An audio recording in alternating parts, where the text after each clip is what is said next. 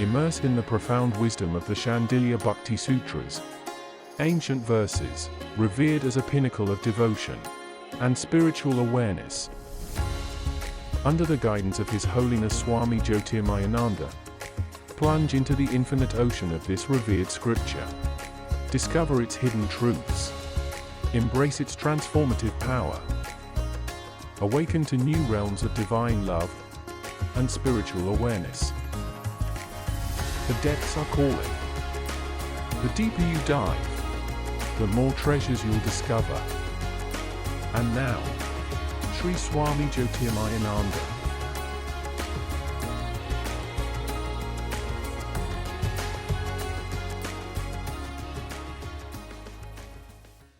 Om Vasudeva Sutam Devam Kansachanuramardanam Devki Paramanandam Krishnam Vande Jagadgurum.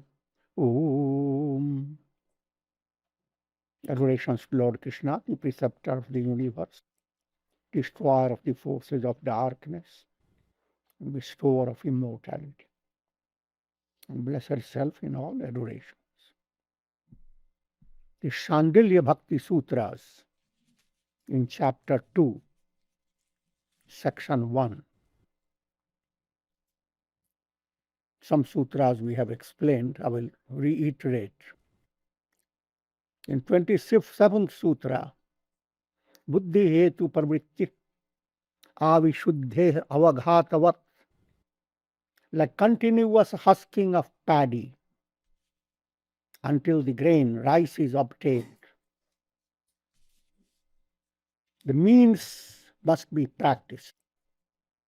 The means leading to supreme devotion, they must be practiced until you have husked the paddy, until the essence is obtained. And what is that in this particular sutra? For gaining the purity of intellect. Intellect is known as Buddhi. It is a source of thinking and feeling, both. When your intellect turns to God with highlighting the feeling, that movement is called upasana, devout meditation. And when intellect turns to God with reason predominating movement, that's called vichar. Vichar and bhavana, these two are two wings of the intellect, and both are interrelated. It's important to understand the difference between the two. In vichar, it's like mathematics. Everything is precise. There's no room for imagination. When the Upanishad says neti, neti, not this, not this, you don't start imagining, no, Upanishad means something to hold back. And Upanishad describes the 5 sheaths and three states, leads your mind in a very precise way to the understanding nothing exists, nothing belongs to me. I am Satchidananda existence, knowledge, bliss. That Vedantic study in that direction is vichar. But when you direct your intellect to worshipping God, allowing your sentiments to become involved in bhakti, there are 5 stages of directing your sentiments. The first stage is called Shanta. Shanta is secretive. You have certain attitude to God, but you have not given a name to it. It's abstract. Devotees like Bhishma in the Mahabharata, they come in that category. These categories are not on the basis of superiority or inferiority. They are all different aspects of profound devotion.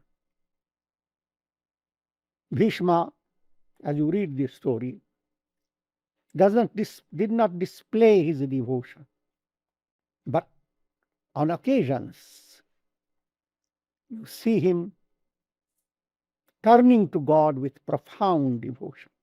I will not elaborate there, just to understand that. First state is Shanta. Next state, Dasya. You develop an attitude, I am a slave, God is the Lord and Master. Most religions adopt that. And it is very profound. To view yourself, you are an instrument. Here again, it depends upon the mental state. The idea of an instrument doesn't give you much inspiration in your mind. But if you were to say, I'm his flute also is an instrument. That gives you more dimension to it. And one way or the other to understand the importance of empty yourself. Nama, nothing exists. Na mama, nothing is mine. All belongs to God. God, who is the source of all love. He is the supreme beloved. Things that belong to someone who is the source of all love is more pleasing. There is a greater fulfillment in that feeling that all this belongs to him. Next step or next aspect, Vatsalya. Try to capture mother's love for a child, or father's love for a child, or child's love for mother and father. Vatsalya enfolds all these feelings in a very simple way. If you feel you are just a baby in the arms of the Divine Mother, now your mind will start calculating how many arms does he have. Countless arms. The entire world is the presence of God. Call him Father, call him Mother. And the tender love that is sustaining you can't be imagined by you. It requires supreme tenderness to handle your brain cells, your nervous system, to store things that you learn day by day into your unconscious, file them up, and to dismantle some of the files and send them to shredders.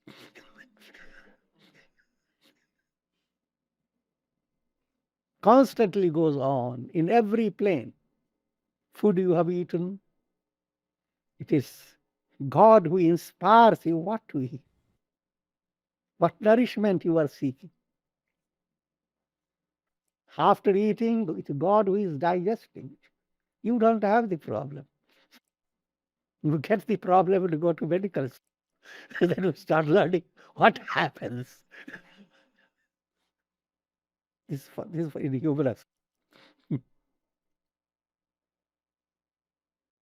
Things that are handled by you in your physical body, in your nervous system, in your pranic system, in your mind, in your intellect, in your unconscious, that's so enormous that you can't imagine. The more you understand that, understand not in a mathematical way that you are living with a scientist, but Divine Mother or Divine Father, who is all heart. So that's the level known as Vatsalya Bhava, illustrated in scriptures in the form of Mother Kausalya loves Rama, Mother Yashoda loves Krishna. Also, it gives you a message. that in household life, God has given a special opportunity. You look at a child, what a wonder of wonders. And the very presence of child inspires such love welling up in your heart. Allow your buddhi to turn to God. That child is an expression of God. Everything tangible in a human being has its source in God. Therefore, you are actually loving God in your child. That has been the plan of nature. Similarly, you are loving God in all relations. That God's love of God is a background of your practical dealings. In practical dealings, you don't go on expressing, I love you because you are God. God is free.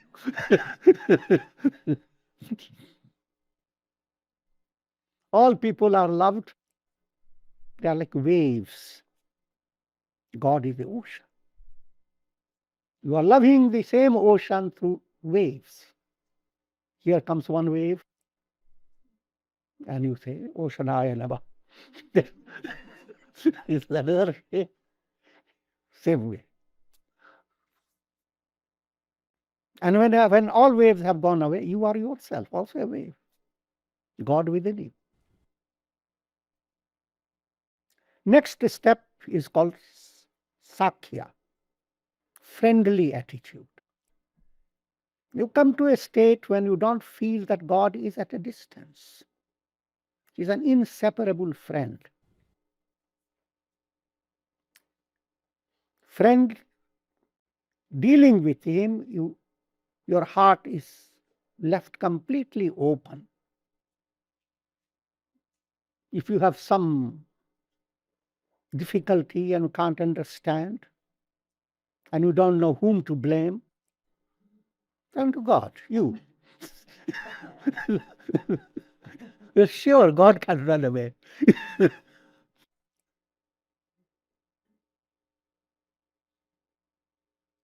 But even when a child turns to the mother with a scolding attitude, it is all delightful. Delightful for the child, delightful for the mother.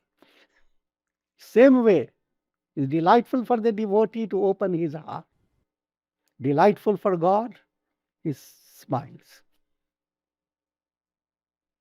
So, and that you see demonstrated with Arjuna and Krishna. There are times when Krishna says something to Arjuna, Arjuna says, I don't believe in it. Then Krishna enacts a drama and convinces him it is the right. This is done in a very advanced level. It is not, doesn't involve any underestimating the glory of God. It's led by profound love. Your mind is so intent upon being guided by God, sustained by God, loved by God, that even in negative states of your mind, that feeling God's presence doesn't go away, and you don't feel that in any way you are insulting God. That means you have become friends. That friendly state is very advanced. The next state is called Madhurya Bhava. It cannot be described as a sweet sentiment at its highest. In human relations, he always gives the example of lover and beloved. But that's just like we give the example of sleep in order to explain samadhi. And instead of practicing samadhi, you practice sleep.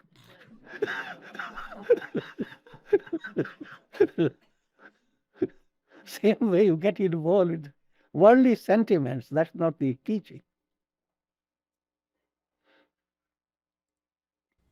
So all these are different ways, different methods of directing your buddhi, your seat of feeling and reasoning, to turn to God.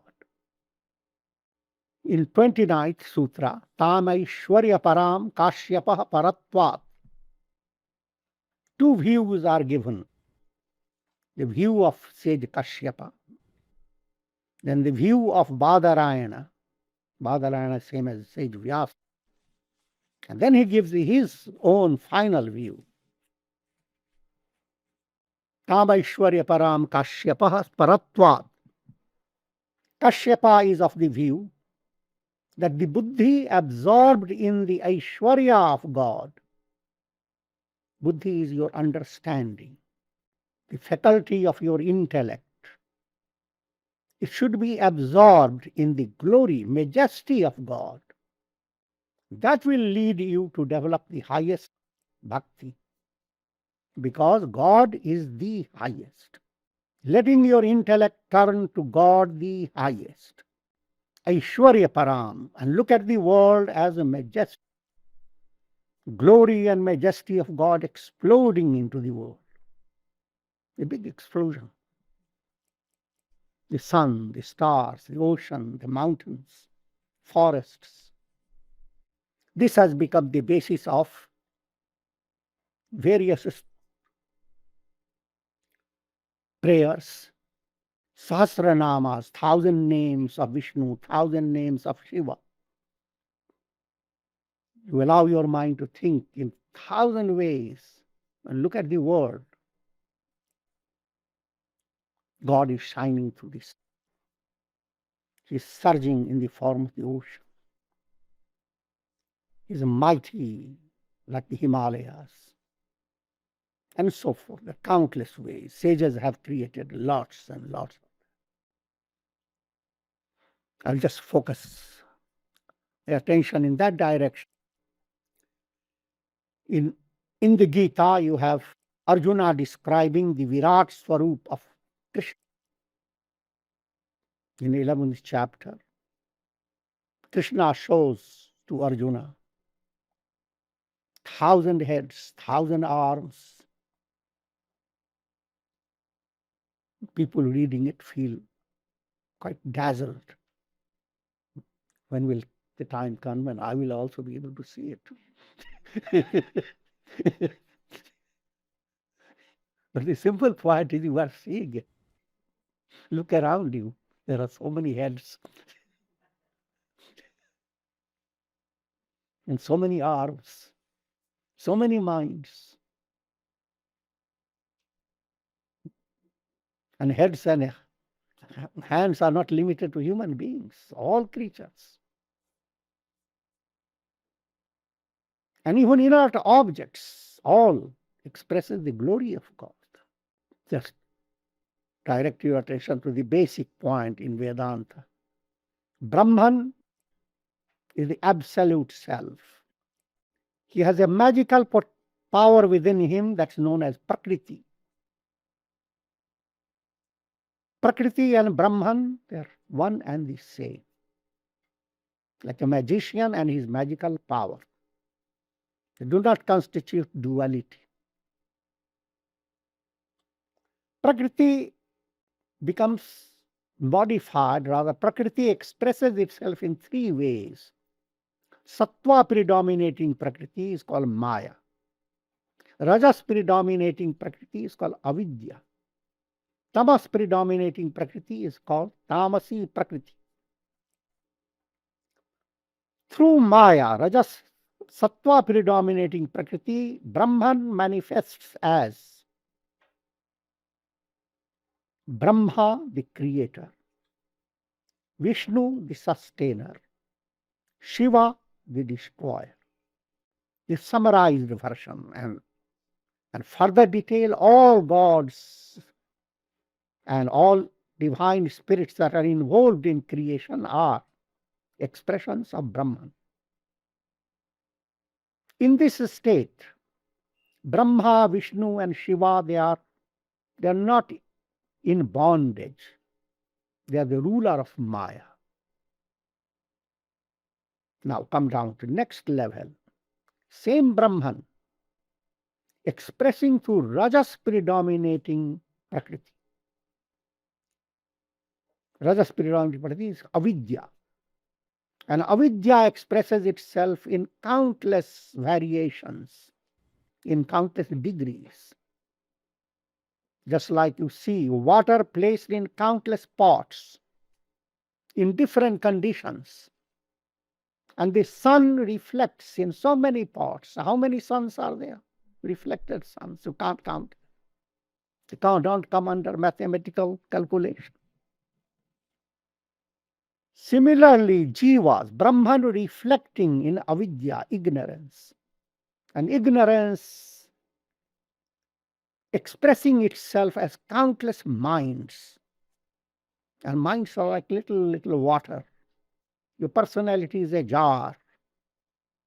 And countless souls working their way through the world process for attaining liberation. Who became Jiva? Brahman. Brahman is playing the role of the soul.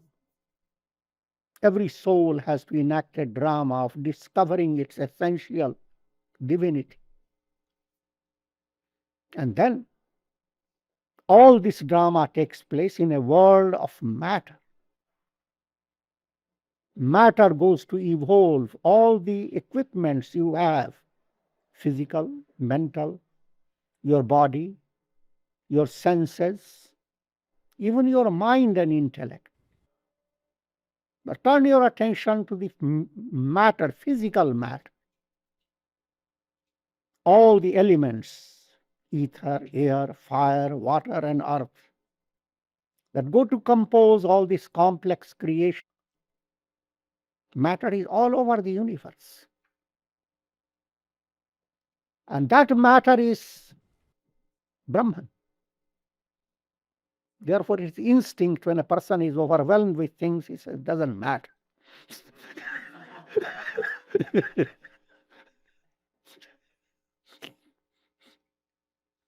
You shut out matter, then you shut out all worries.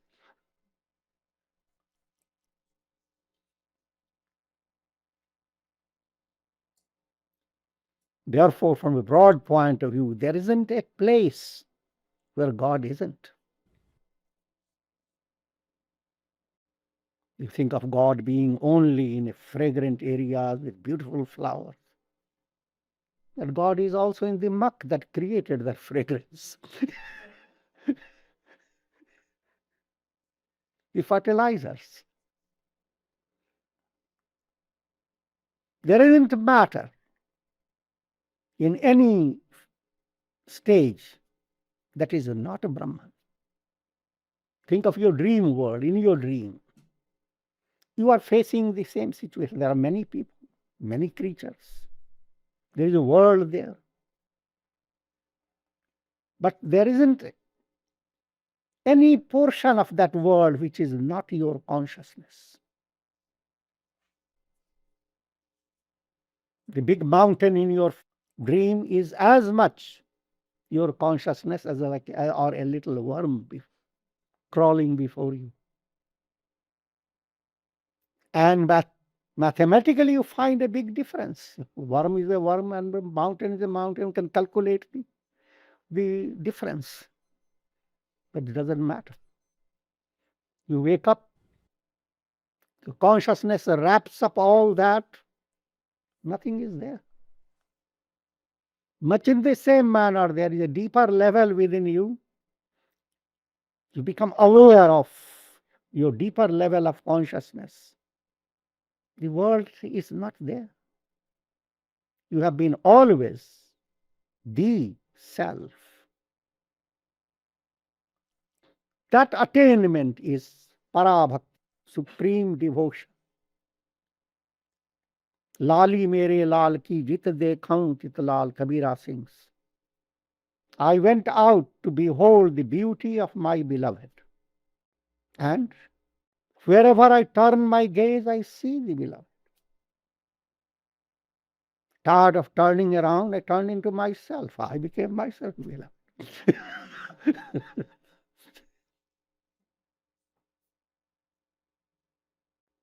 Aishwarya Param.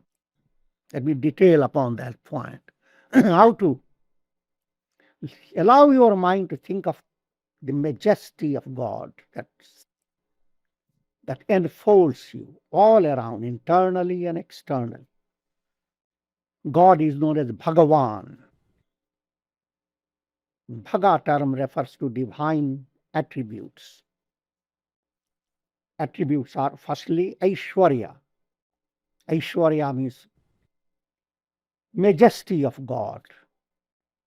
You look at the world and see immense energy, power, intelligence. If you study the Gita,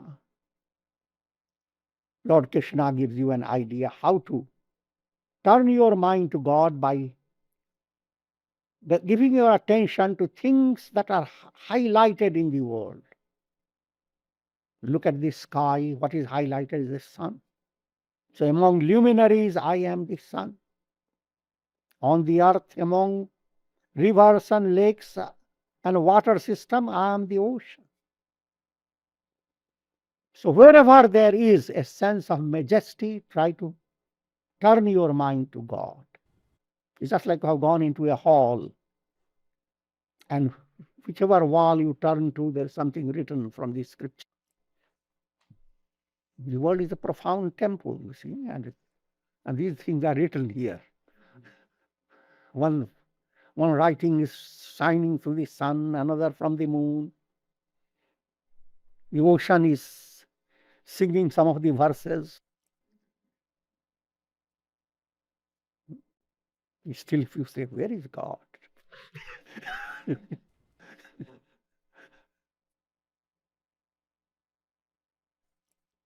These are the six things: Aishwarya, majesty; Dharma,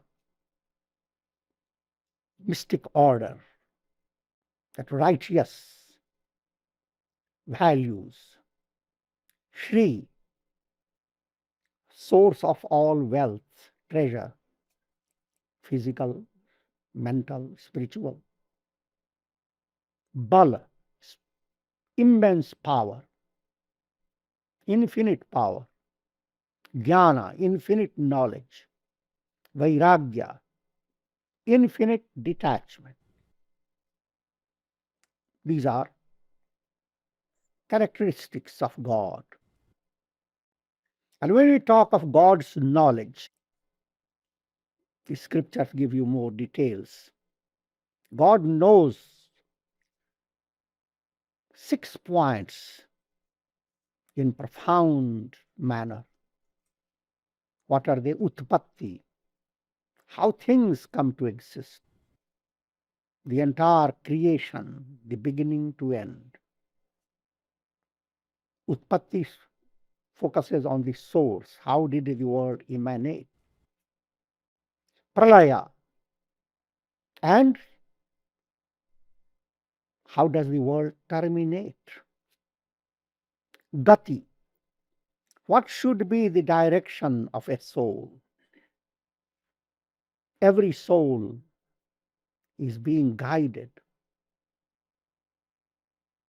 Not a single soul is left behind because there are so many souls to guide. How can a person be so? But God is with infinite power, infinite intelligence. Agati.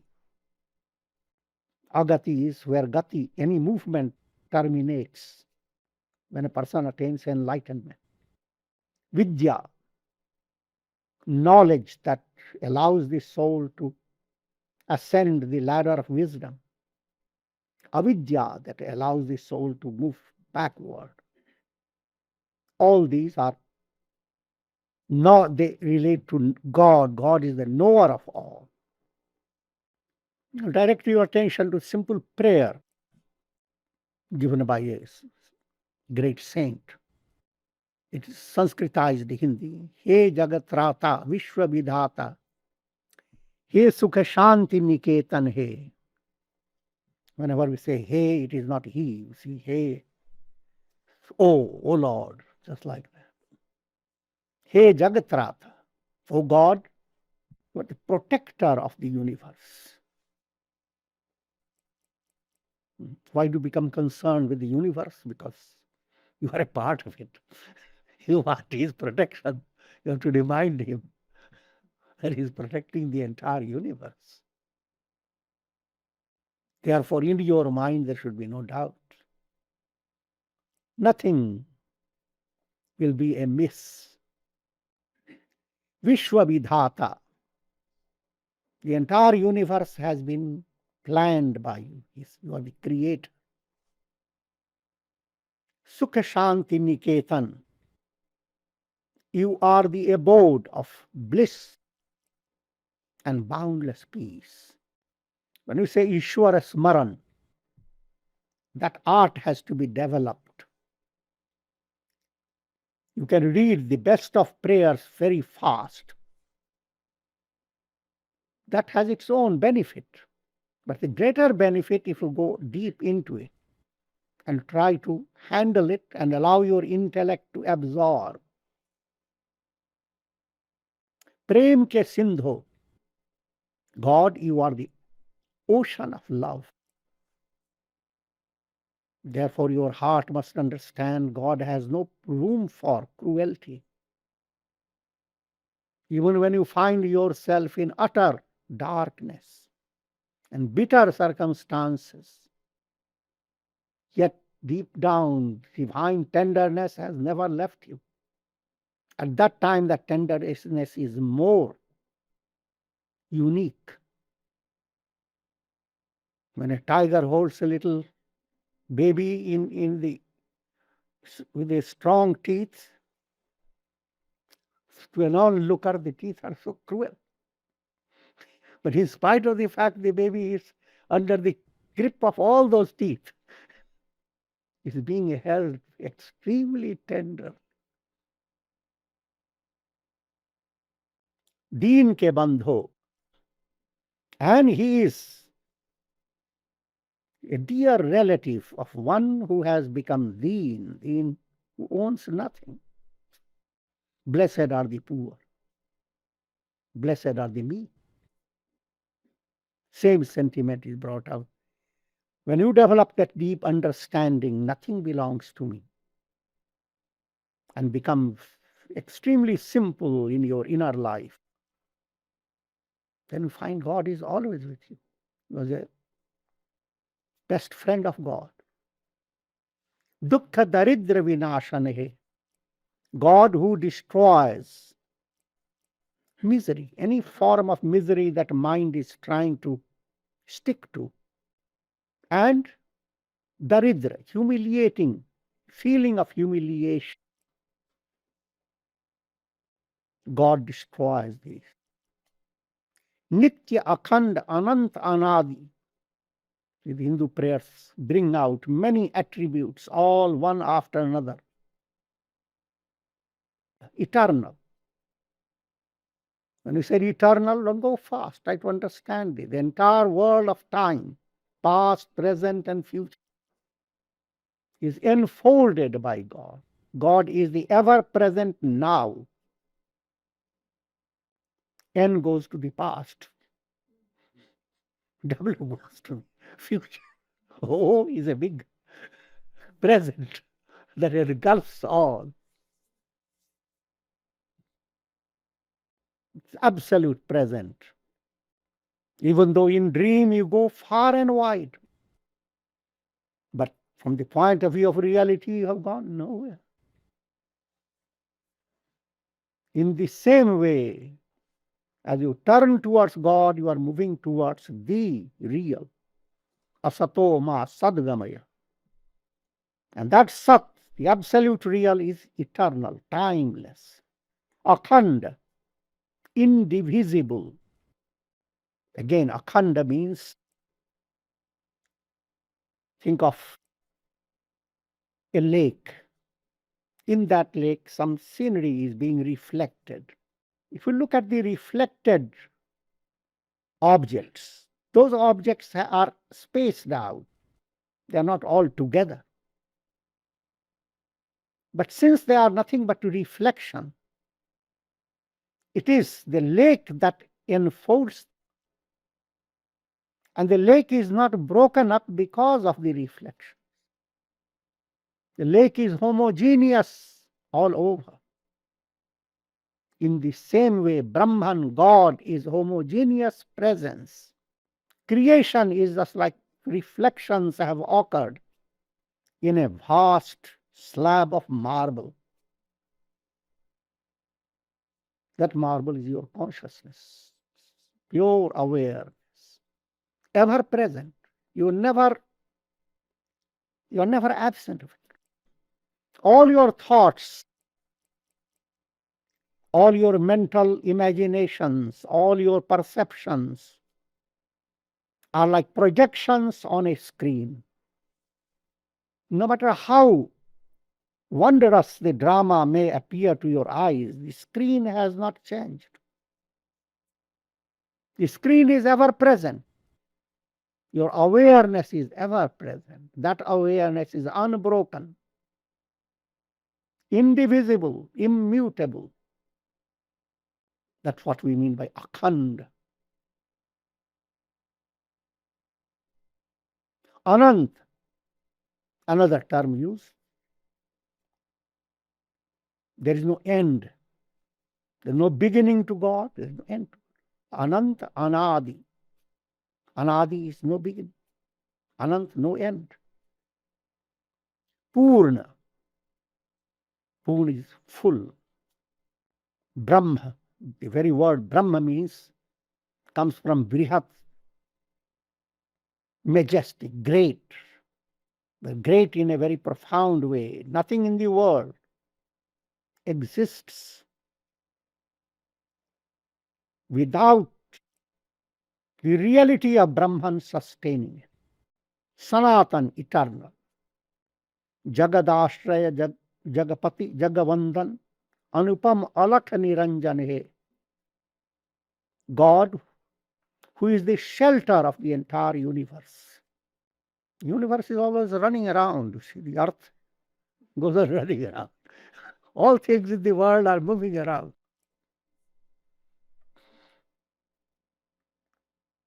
Nothing is secure. Your body is moving around. Cells are changing constantly. The world around you are like in a spacecraft. The earth is here, and then within seconds it has gone far away. And it goes on going.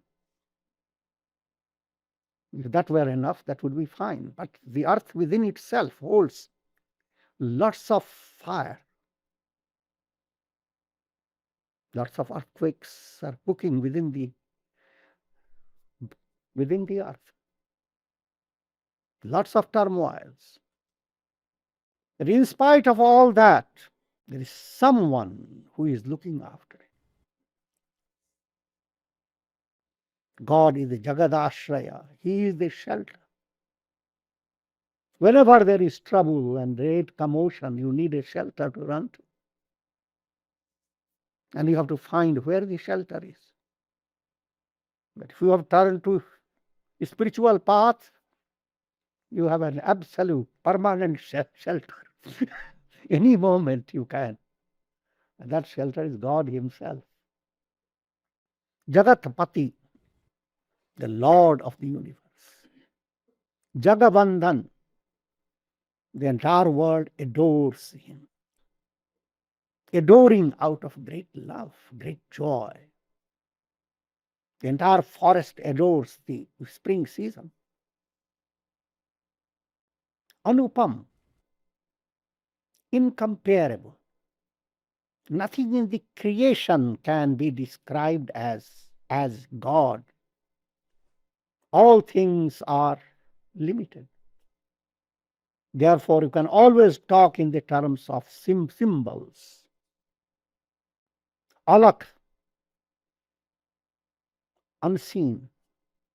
Seeing term implies all sense perceptions move away. Niranjan, Anjan is taint, without taint. There is absolutely no gossip against God. That He did something wrong.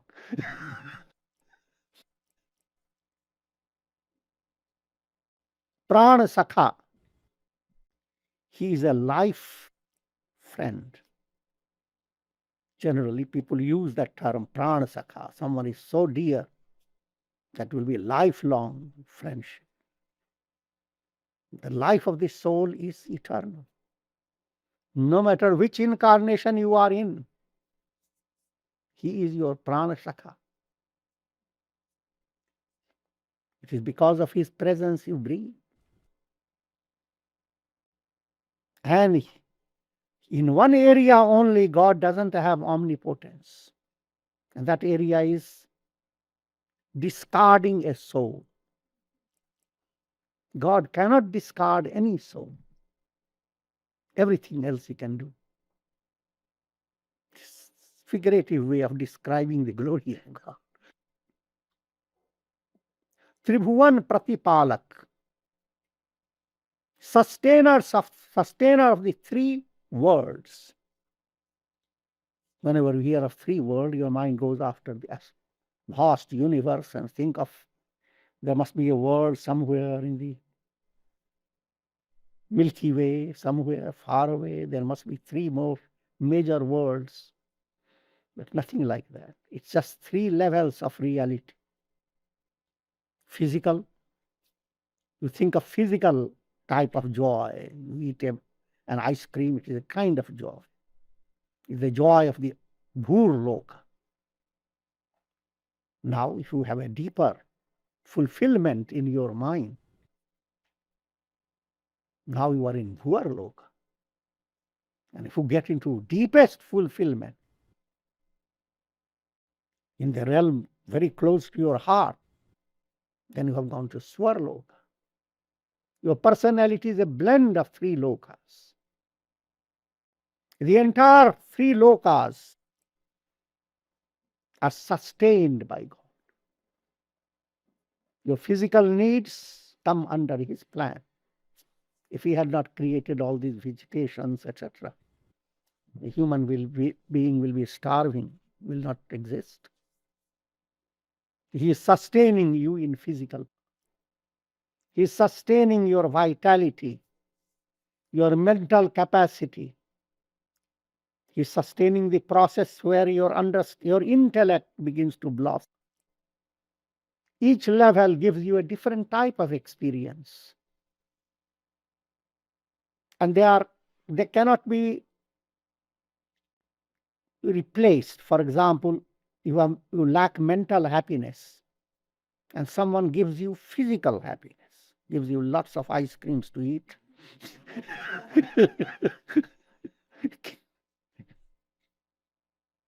Same way, still deeper happiness arising out of devotion or samadhi,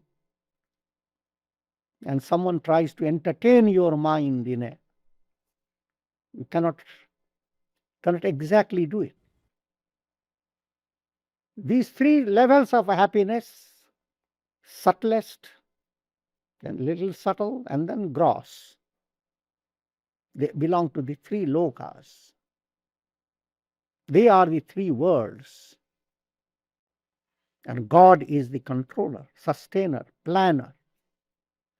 Jivan ke avalamban hai. Lord, who is the support of life. I just gave you a little idea of how easily people read prayers so fast and then they look for prasad.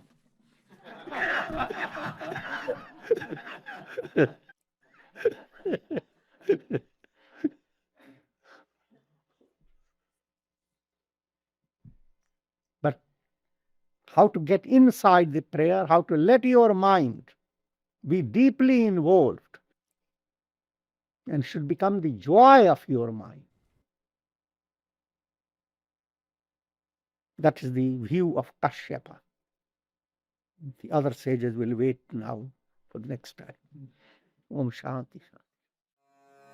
Thank you for joining us on this journey of spiritual growth. It's an honor to learn from the wisdom of Swami Jyotirmayananda. As we part for now, remember, the quest does not end. Take time to reflect on today's insights and integrate them into your life. Until next time, stay open, Stay curious. Stay present. The light within you is always shining.